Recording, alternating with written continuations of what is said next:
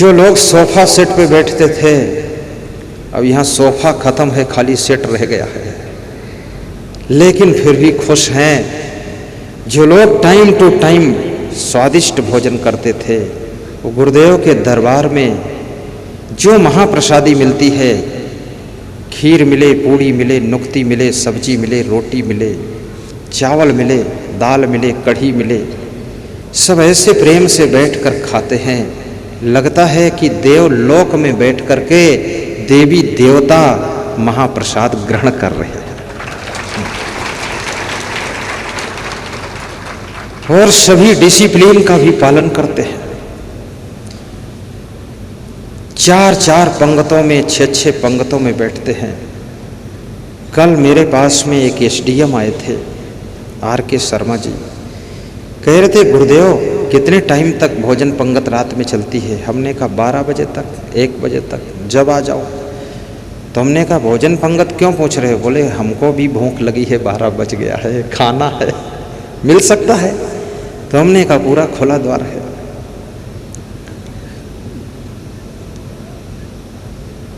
धन्यवाद है उन भक्तों को जिन्होंने अपना अधिक से अधिक तन मन धन मेरे उद्देश्यों को सफल बनाने में खर्च किया। अपनी कमाई को बचा करके चुपचाप ला करके दान दिया है, और जिससे इतना बड़ा अन्न क्षेत्र, इतना बड़ा भंडारा और शरबत भी पिलाया जा रहा है।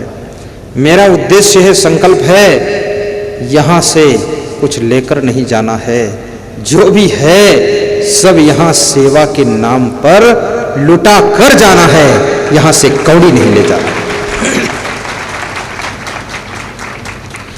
बाहर से आए हुए साधु संतों को भी मैं प्रणाम करता हूं। ये महात्मा क्यों आए हैं आपको पता है, मुझे पता है। ये मेरे लिए शुभकामना देने आए हैं, और इनकी शुभकामनाओं से मेरा उत्साह बढ़ता है। और ये सभी संत बहुत सरल हैं, इनको जहाँ बिठा दो वहाँ बैठ जाते हैं, जो खिला दो खा लेते हैं, जहाँ सुला तो सो भी जाते हैं, बहुत गम खा लेते हैं, संतोष भी कर लेते हैं। इनके लिए भी मैं शुभकामना मैं भी करता हूँ और धन्यवाद देता हूँ। इस दरबार में आकर के आपने शोभा बढ़ाई है, मेरा मनोबल बढ़ाया है। सदैव ऐसा प्रेम हमको देते रहना, ताकि हम पूरे समाज को, पूरे विश्व को सत्संग के माध्यम से एक नया संदेश देते रहें, नया उत्साह भरते रहे।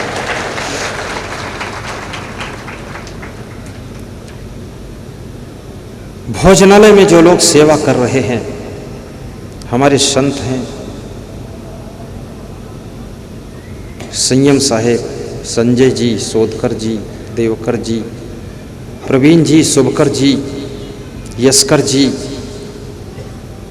भोजनालय में सेवा करने वाले लोग, जयंती भाई पाटीदार, ओम प्रकाश पाटीदार जो स्टोर इंचार्ज हैं, जो वहाँ के हलवाई गण हैं, घन श्याम, राधे श्याम, पूरे श्याम, आधे श्याम, जो भी श्याम, सबको आशीर्वाद है।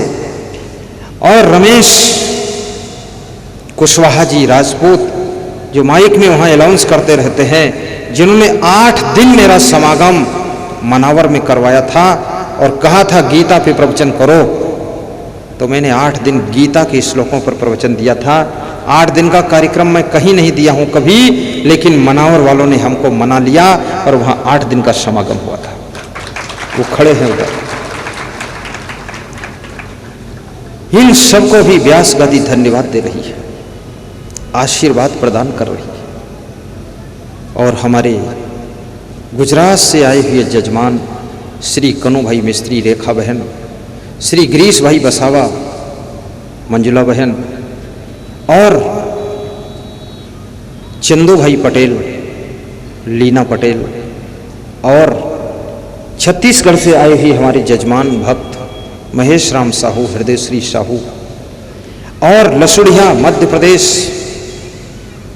राजगढ़ से आए हुए हमारे भक्त दिलीप सिंह चौहान, उत्तर प्रदेश से हर्षित पटेल साहब, और हमारे भक्त अहमदाबाद गुजरात से जयेंद्र प्रताप सिंह राजावत पूरा परिवार और शंकर लाल साहू बनारी छत्तीसगढ़ और सखाराम घोरपड़े औरंगाबाद महाराष्ट्र, लालजी रामजी आगर विधायक मध्य प्रदेश मालवा क्षेत्र के, और जाम खमलिया जामनगर जहाँ से हेमंत भाई और प्रकाश भाई, सविता बहन, चंद्रिका बहन और रमेश भाई साथ में आए हुए हैं। साथ में कितने लोग आए हैं, किनका किनका नाम गिनूं। श्री नरेश साहेब मूलधर, ये उनके नाम ले रहा हूं। सुनील पटेल छत्तीसगढ़, चरणदास महंत जो कि छत्तीसगढ़ के बहुत बड़े राजनीति के नेता हैं, जय सिंह विधायक जिन्होंने इस कैंप के लिए बहुत दान दिया है, झटके में दान दिया है, ये सब जजमान हैं। और हमारे जजमान अजब सिंह सिसोदिया घाटा बिल्लोत मध्य प्रदेश, इनको सबको व्यास गति धन्यवाद दे रही है। ये धन्यवाद का अर्थ ही मत समझना सत्संग समाप्त हो रहा है, ये धन्यवाद तो बीच में चल रहा है। धन्यवाद में थोड़ा हमको रेस्ट मिल जाता, कम दिमाग लगता है। अब फिर से मैं दिमाग को रेस्ट दे करके थोड़ा और सत्संग सुनाऊंगा। ध्यान से बैठना, उबना डूबना मत, आनंद मनाइए, जीवन का सौभाग्य समझिए।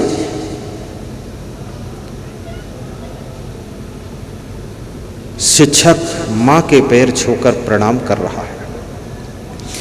मां सिर पे हाथ रखती है और कहती है, बेटा युग युग जियो, तुम्हारा पाजामा का काम मैंने कर दिया है।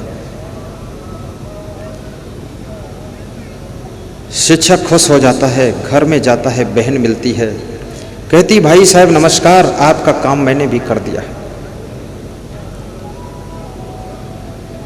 कमरे में जाता है तो पत्नी खड़ी मिलती है हंस करके और कहती है नमस्ते, हमको क्यों नहीं समझते।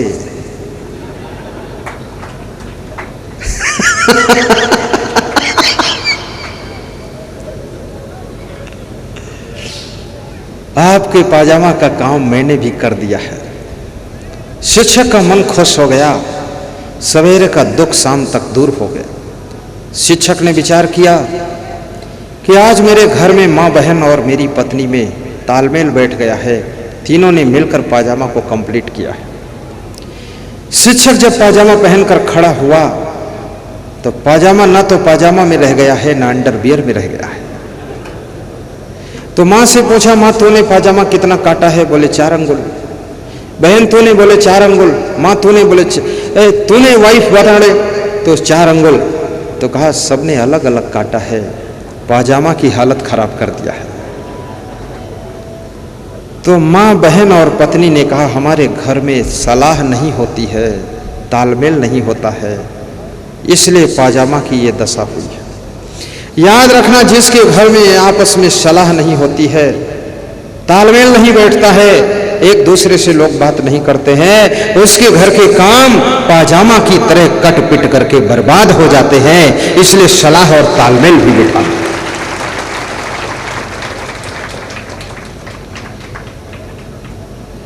युगो प्रॉब्लम को दूर कीजिए, अहंकार को खत्म कीजिए।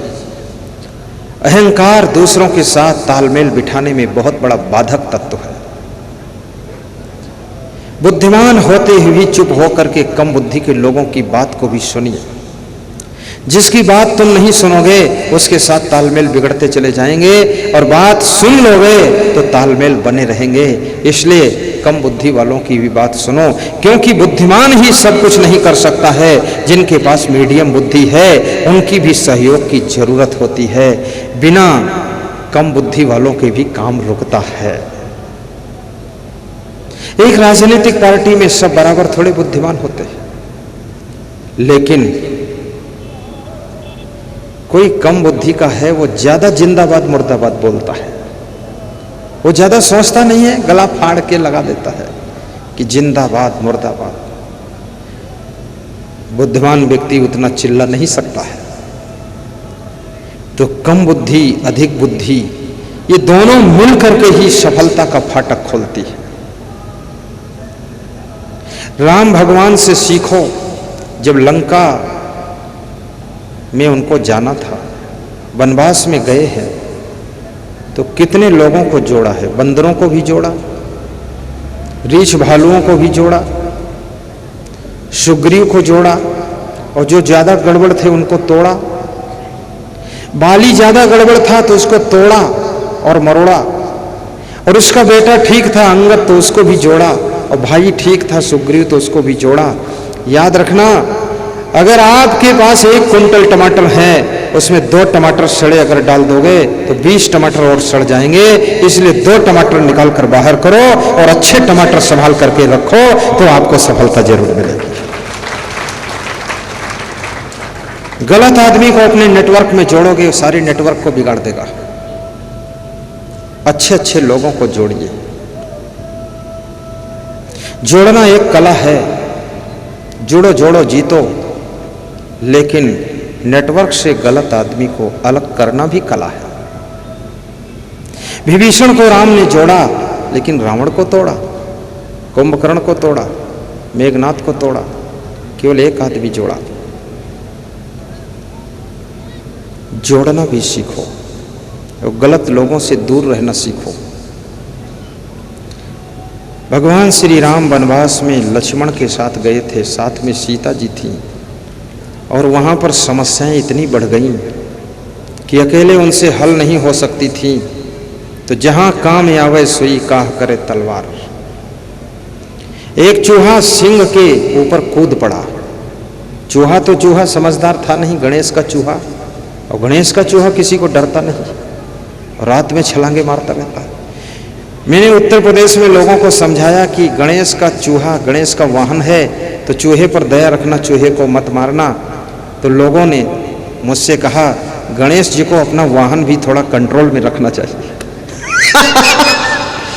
मैंने कहा क्या मतलब? अरे बोले उनका वाहन सब खेत फसल खराब कर रहा है, घर में भी जहां देखो वहां काटता रहता है, तो गणेश जी को अपना वाहन थोड़ा कंट्रोल में करना चाहिए। लोग बड़े मजेदार हैं। सिंह सो रहा था, उसके मुंह के ऊपर, नाक के ऊपर चूहा कूद पड़ा, और सिंह इतना सह नहीं सकता है। सिंह ने झपट कर पंजे में चूहे को पकड़ा, तो चूहा चतुर था। चूहे ने तुरंत क्षमा मांग लिया, माफ करना, मैं देख नहीं पाया, सोच नहीं पाया, लेकिन कूद पड़ा, अब गलती हो गई, माफ करो।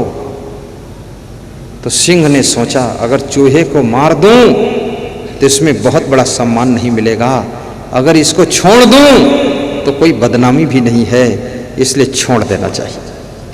सिंह ने कहा जाओ, छुट्टी। दूसरे दिन वह सिंह शिकारियों के जाल में फंस गया, बहुत जोर से चिल्लाया, उसका कोई उपाय नहीं चल रहा था। तो चूहा वहीं से बिल से निकलकर कूद कर आया, बोला टेंशन मत लो, बोलो मत, चुप रहो, 1 मिनट में फाइनल करता हूं, और जाल को काट दिया अपने नुकीले दांतों से, और सिंह से कहा तुम भाग जाओ, और मैं अंदर घुस जाता हूं बिल में अपने। जब तक शिकारी दौड़ कर आए, सिंह भाग गया। जहां काम आवे सोई काह करे तलवार। इसलिए छोटे से छोटे आदमी को, गरीब आदमी को भी जोड़कर रखना, जहां वो काम आ जाएगा वहां तलवार काम नहीं आएगी। सुई ही फटे हुए कपड़े को सिल सकती है, तलवार फटे कपड़े को नहीं सिल सकती है। तलवार तो काटना जानती है, और सुई चुभे हुए कांटे को निकालकर बाहर करना जानती है।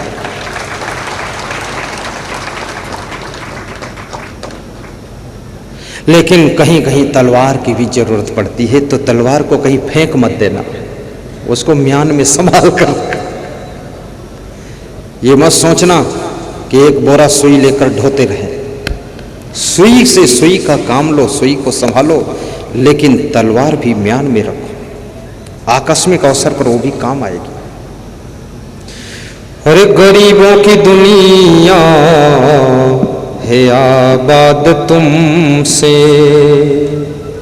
गजल है, गा दूं? बिंदु जी महाराज की गजल है ये। गरीबों की दुनिया है आबाद तुमसे। भक्त कह रहा है अपने इष्ट देव से कि गरीबों की दुनिया है आबाद तुमसे, और गरीबों से है बाद शाहत तुम्हारी। गरीबों से है बाद शाहत तुम्हारी। कृपा की न होती जो आदत तुम्हारी, तो सुनी ही रहती अदालत तुम्हारी। ये जो यहाँ अदालत महफिल भरी हुई है, ये कृपा की आदत के कारण भरी हुई है। दीनों के दिल में जगह तुम न पाते, तो किस दिल में होती हिफाजत तुम्हारी। जो दीनों के दिल में जगह तुम न पाते, तो किस दिल में होती हिफाजत तुम्हारी। कृपा की न होती जो आदत तुम्हारी। बाप और माँ ये तो बेटा और बेटी को जन्म देते हैं, लेकिन बेटा और बेटी जन्म लेते ही आपको माँ बाप की डिग्री दे देते हैं। गुरु तो शिष्य बनाता है, लेकिन शिष्य शिष्य बनते ही तुमको गुरु का स्थान दे देता है। शिष्य ना हो तो गुरु कौन कहेगा, बेटा बेटी ना हो तो मम्मी पापा कौन कहेगा, आपकी पत्नी ना हो तो तुम्हें पति देव कौन कहेगी। इसलिए याद रखना, बेटा बेटी को संभाल कर रखना। उन्होंने तुमको माँ बाप की डिग्री दिया है। अपनी लाड़ी को संभाल कर रखना, बहू को, उसने तुम्हें सास ससुर की डिग्री दिया है। और शिष्य को भी संभाल कर रखना, उन्होंने तुमको गुरुदेव की डिग्री दे दिया है।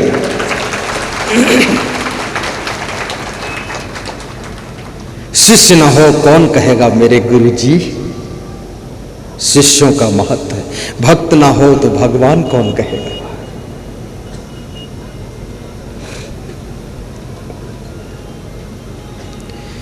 कृपा की न होती जो आदत तुम्हारी, तो सुनी ही रहती अदालत तुम्हारी। तो सुनी ही रहती अदालत तुम्हारी। अदालत तुम्हारी। तुम्हारी ही उल्फत के द्रग बिंदु हैं ये, तुम्हारी ही उल्फत के द्रग बिंदु हैं ये। उल्फत माने प्रेम होता है। भक्त कहता है हे भगवान, शिष्य कहता है गुरुदेव, आपके प्रेम के ये आंसू, आपके प्रेम के आंसू हैं, इसलिए आपके लिए हैं, आपके हैं, ये अमानत आपकी है। तुम्हारी ही उल्फत के द्रग बिंदु हैं ये, और तुम्हें सौंपते हैं अमानत तुम्हारी। तुम्हारी याद, तुम्हारे प्रेम के आंसू निकले हैं ये आंसू आपको ही सौंप देते हैं, क्योंकि आपकी याद में निकले हैं, तो आपकी अमानत है, इसलिए आंसू आप संभालो। भक्त रोता है गुरु के प्रेम में। तुम्हारी ही उल्फत के द्रग बिंदु हैं,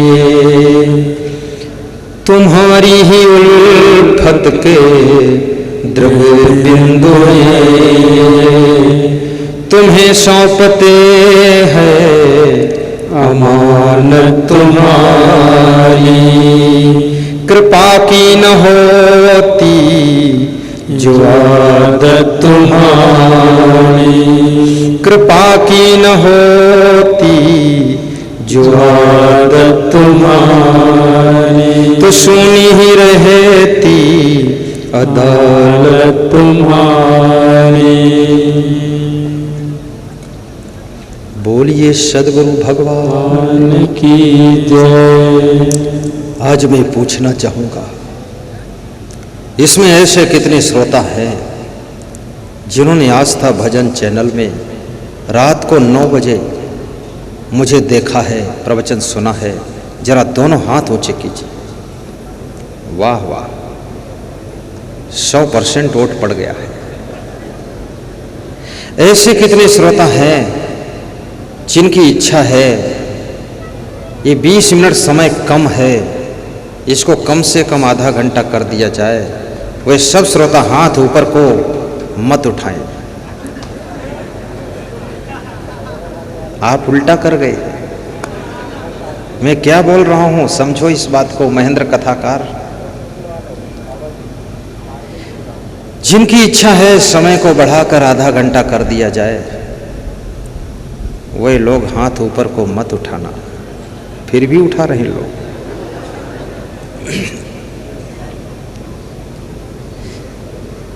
दरअसल में कोई भी संकल्प हो तो हाथ उठाने की ही प्रक्रिया होती है, लेकिन मैं उल्टा बोल देता हूं ताकि आप एक सेंटेंस में ही भ्रमित हो जाते हैं।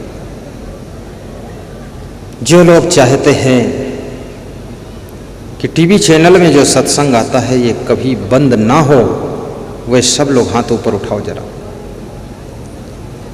वेरी गुड, बहुत अच्छा है। ऐसे कितने लोग हैं जिन्होंने पहली बार हमको रूबरू देखा है सिंहस्थ कुंभ में, इसके पहले आमने सामने कहीं नहीं देखा था, वे लोग जरा हाथ उठाओ। वेरी गुड, बहुत धन्यवाद है। 60% लोग हैं जिन्होंने देखा ही नहीं था। अब ऐसे कितने लोग हैं जो जिंदगी में दोबारा देखना ही नहीं चाहते हैं, वो लोग हाथ उठाओ।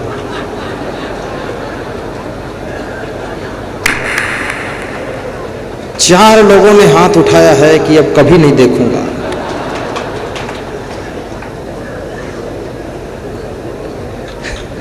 बहुत अजीब लोग हैं।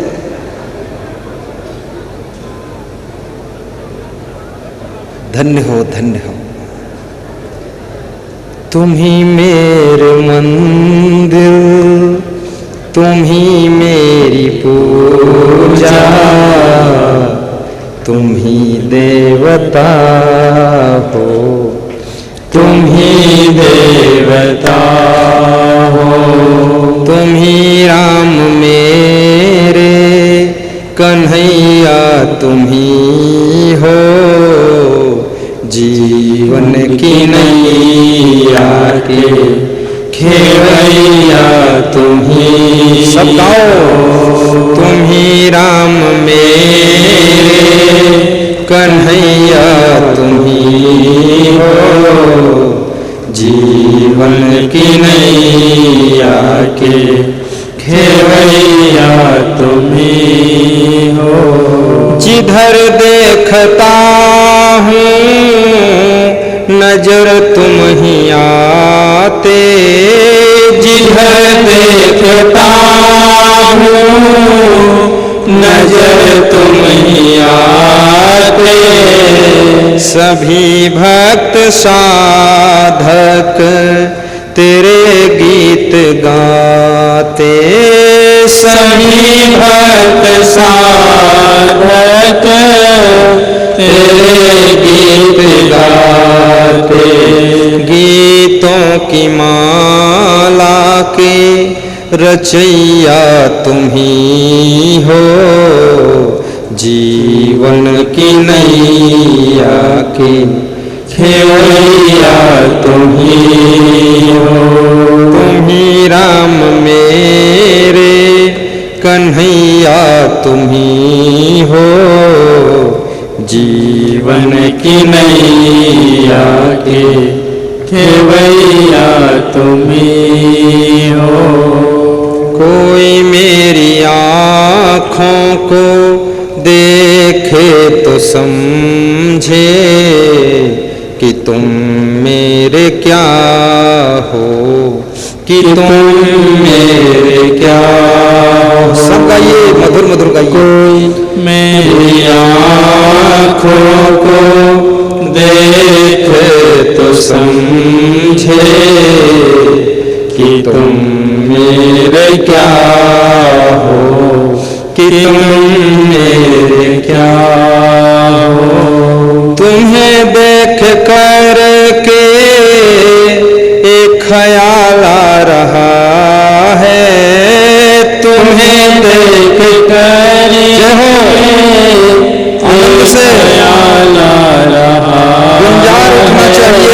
पूरा विश्व सुन रहा है, डायरेक्ट सुन रहा है, इसलिए जोर से बोलो, नहीं तो लोग सोचेंगे सब कमजोर लोग वहां आए थे। तुम्हें देख कर के एक ख्याल आ रहा है कि जैसे फरिश्ता कोई हंस रहा है। तुम्हें देख कर के एक ख्याल आ रहा है कि जैसे फरिश्ता कोई हंस रहा है। तुम ही मेरे मंदिर, तुम ही मेरी पूजा, तुम ही देवता हो, तुम ही देवता हो, तुम ही देवता हो। बोलिए सद्गुरु भगवान की जय, कबीर साहेब की जय, श्री क्षमा देव की जय, श्री विशाल देव की जय, श्री गुरुमन देव की जय, संत समाज की, भक्त भगवान की जय। सीधे बैठ जाओ। वाह, धन्यवाद, आनंद आ गया। अब प्रवचन ना भी करूं, तुमको मैं देखता रहूं, तुम हमको देखते रहो, तो भी आनंद आ जाएगा। देखते देखते दोनों एक हो जाएंगे। साहिब बंदगी, साहिब बंदगी।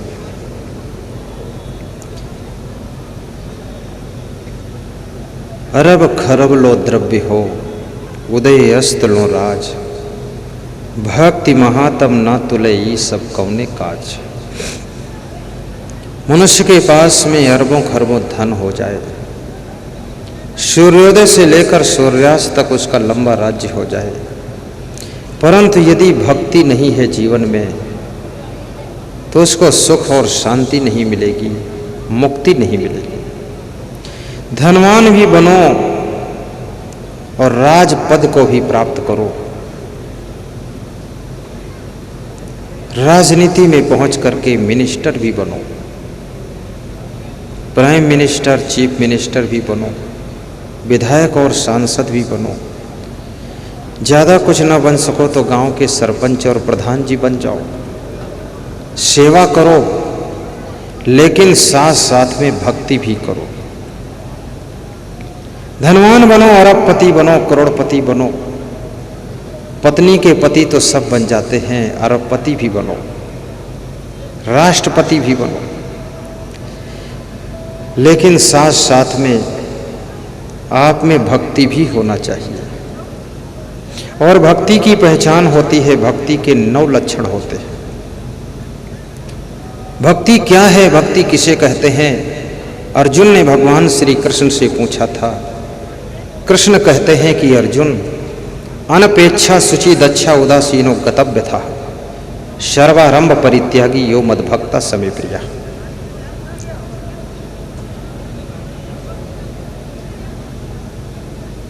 भक्ति का भाव श्री कृष्ण अर्जुन को समझा रहे हैं।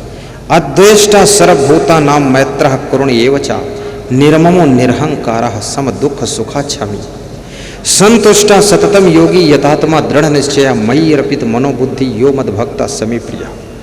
यो न हर्षति न द्वेष्टि न सोचती न कांक्षति, शुभाशुभ परित्यागी यो मद्भक्ता समे प्रिया। श्री कृष्ण कहते हैं वह भक्त हमको प्रिय है जो किसी से द्वेष नहीं करता है, नफरत नहीं करता है, सबसे प्रेम करता है, वही भक्त शिरोमणि भक्त कहलाता है। अद्वेष्टा सर्वभूतानां। भगवान श्री राम ने भक्ति के 9 लक्षण बताए हैं।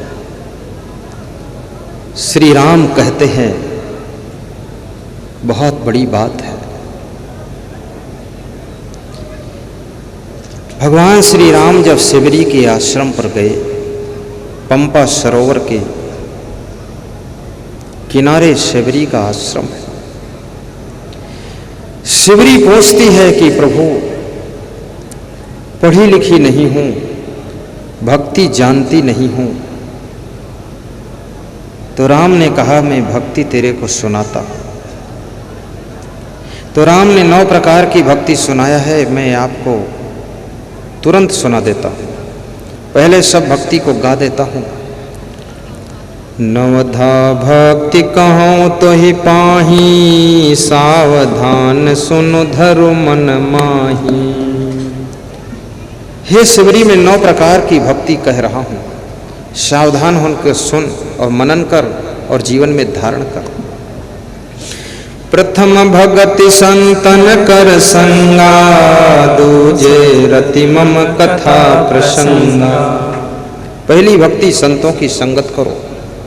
दूसरी भक्ति संतों के मुख से निकली हुई सुखद सत्संग कथा हो, या जो भी कथा हो उसको प्रेम पूर्वक सुनो।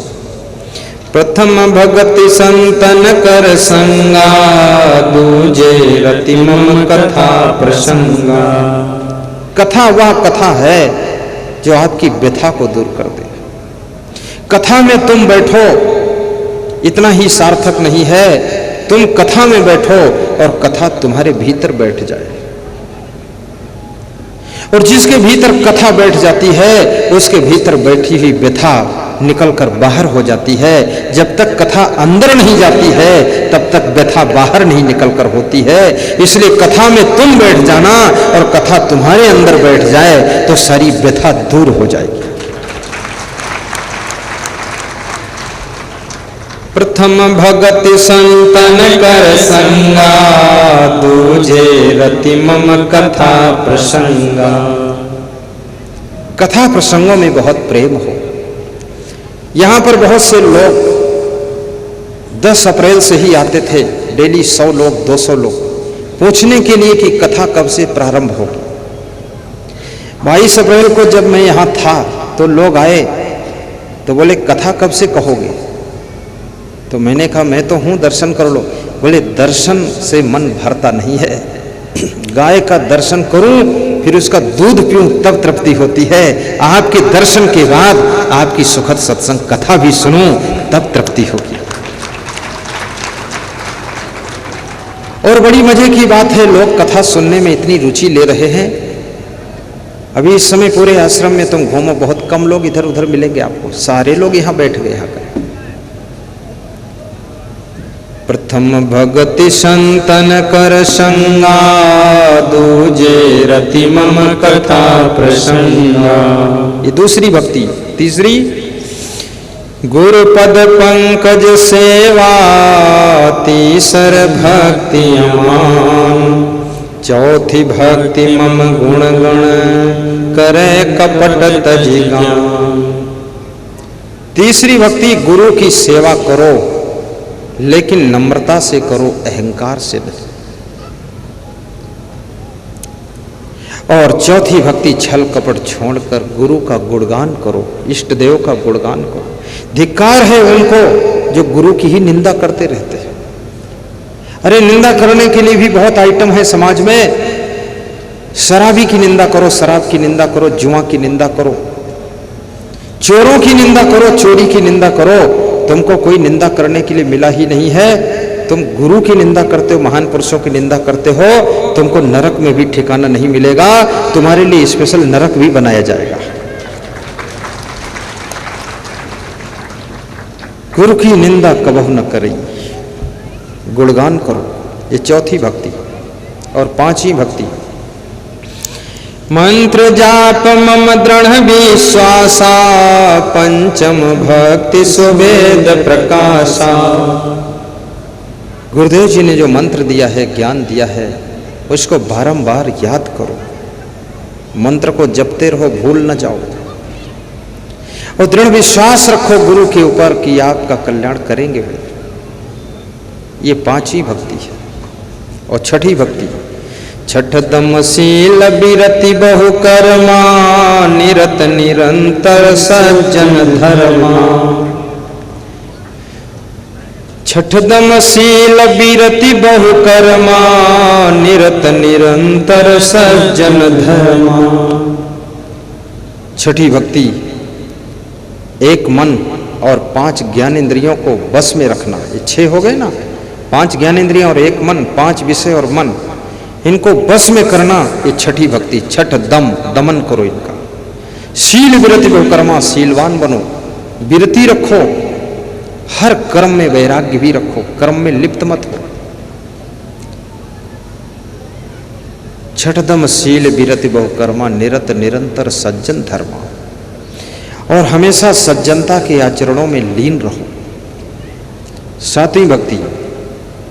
सतुई सब मोह में जग देखे, मोते अधिक संत कर लेखे। सतुई सब मोह में जग देखे, मोते अधिक संत कर लेखे। वाह।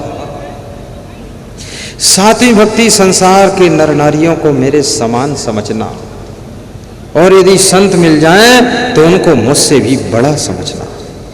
धन्य है राम की सोच, और भगवान राम कितने विनम्र हैं। कहते हैं मैं संसार के नर नारियों के समान हूं, उनसे बड़ा नहीं हूं, और अगर संत मिल जाएं तो उनको मुझसे बड़ा समझना। बड़े आदमी की बड़ी महिमा यही होती है, बड़ा होते ही भी अपने को छोटा कहता है, और छोटों को भी अपने से बड़ा बना देता है, वही सबसे बड़ा हो जाता है।